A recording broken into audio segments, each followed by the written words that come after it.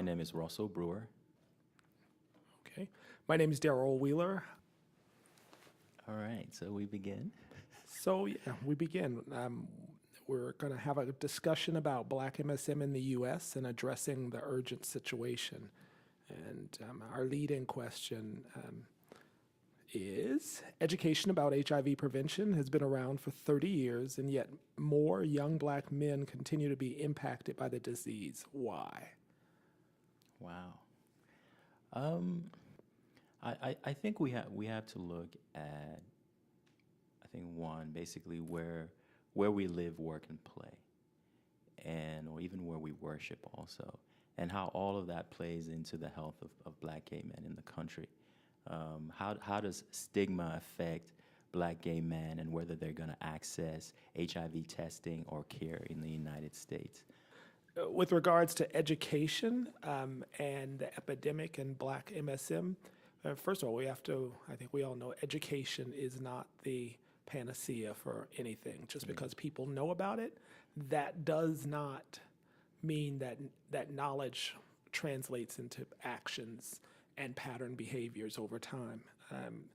Also, I would say that the epidemic's education base has not been framed in a context that incorporates Black men's lives, the way they live, work, play, and worship. I think we've seen a sense of complacency when it comes to HIV, because I remember a Kaiser survey, and like back in the 80s, HIV, a lot of folks report, about 40% reported that HIV was a major issue.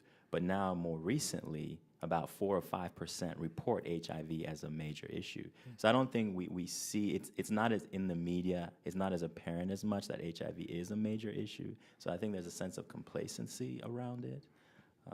And I think you're right, yeah, just because we're getting information about HIV doesn't necessarily translate to, yes, we're gonna do something about it, we're gonna protect ourselves, So. Yeah, and I also think what you call the complacency, it's also competing agendas that for some of the communities and some individuals, I don't want to call it a sense of fatalism because they use that word early in the epidemic, but for some people, there's a sense of either inevitability that something's going to happen to you, so depending on your network, it's just going to happen, or it's the lesser of multiple things that could happen to you. Getting shot if you live in certain cities, going to prison. There are so many negative consequences and outcomes in people's lives that HIV is not the highest one on the list. Yeah. So I think that's why it's important that we look at where we live, work, and play and worship also, and how that influences our health. Mm-hmm. Because if housing or having a stable job is important for us, how do we support Black gay men in the United States so that there is more of a social stabilization if HIV is not a real concern for them? So we have to look at what are the concerns of Black gay men in the country, and how can we address those immediate concerns? And I think in turn, if we address those concerns, I think in turn we will address the epidemic in the U.S. Yeah, and I would dissect that just one additional piece. And as we're having this discussion, it's not just about Black gay men. It's about, it's probably about all people. But since we're having a discussion that's focused around a particular ethnic group, it's about Black men, because the gayness is a man. These labels, and we know how fluid these labels can be. It's really about how Black men are either respected or not respected in the American society.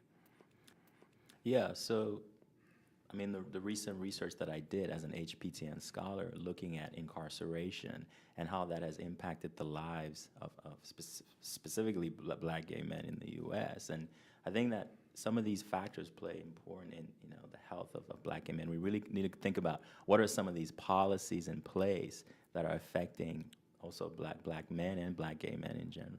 Where this epidemic is lodged in the United States is where I live, work, and play and worship. As a Black gay man in the United States, that is my community. And so I can't divorce myself from that reality, and I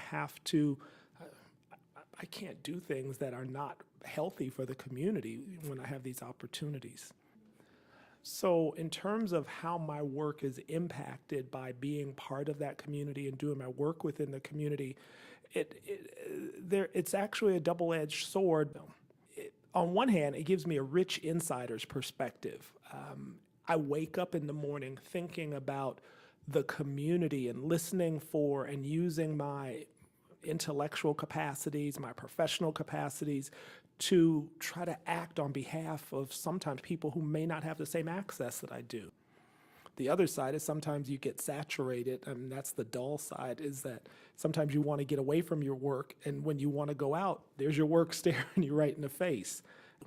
So for me, that's really an important part of being an insider. I liken it to men who would hope to do research on typically women's issues like breast cancer or uterine cancer, and not having a woman involved in the process. It's like there's some elements you just need to listen to members from the community. And I feel like since I am in the community, I have the opportunity to have an internal barometer and clock that I can speak to and speak from. Yeah, I think we just, in as we're doing the day-to-day stuff, I think we just need to realize that, not lose sight of what we're trying to accomplish and reduce new infections, increase access for those who are living with HIV, getting them into care and reducing health-related disparities in the U.S. I think maybe we can, if we can go back and maybe talk about what we do know that's driving the epidemic among Black MSM in the U.S. I mean, I think we see in terms of higher STD, the prevalence of STDs among Black MSM, which reduces the likelihood of transmission and becoming infected with HIV. But I think there are other reasons also, and then you can also, talk about like some of them are around the sexual networks of Black MSM. The Black MSM are more likely to have sex with other Black partners. So if there's a high prevalence of HIV already among the population, that would increase the likelihood of you becoming infected. Which is, it's important to look at it from that prevalence pool perspective and not to just simply say that the high risk is having sex with another Black man, because then that gets, it tags Black men to be dangerous, danger, Will Rogers, danger kind of perspective. And it's not just about being Black, but it's about the prevalence pool. And I would say then that is also about the context in which you live. And one of the challenges for the research for us is that many of the things that we would want to change that would make the impact are external to the men themselves. And you're looking at the social drivers of the epidemic. And that requires Herculean type of intervention activities, altering neighborhood structures, altering policies, making significant changes to educational, housing, employment.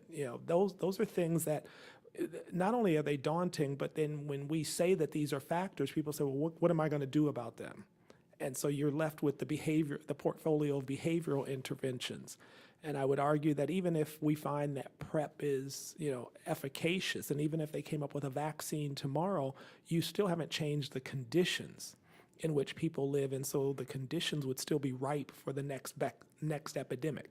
Yeah.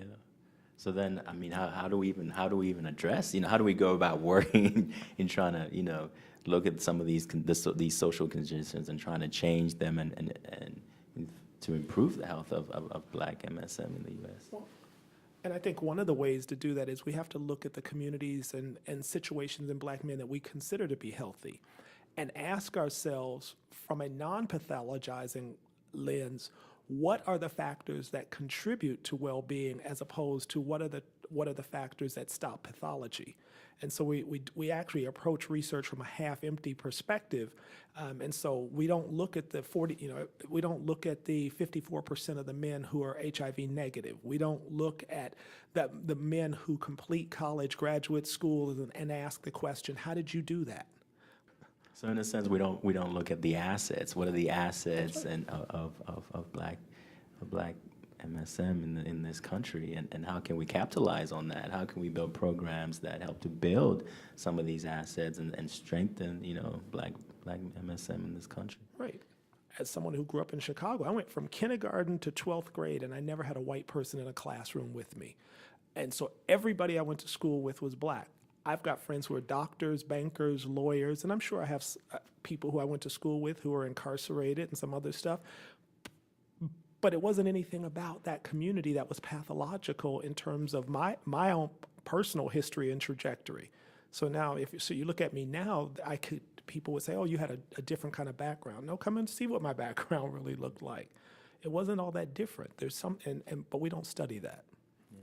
Yeah. Bravo. I think that's about enough for the conversation. Well, thank you, Dr. Wheeler. Thank you so much. Thank you, Dr. Brewer. Yeah, it's been fun.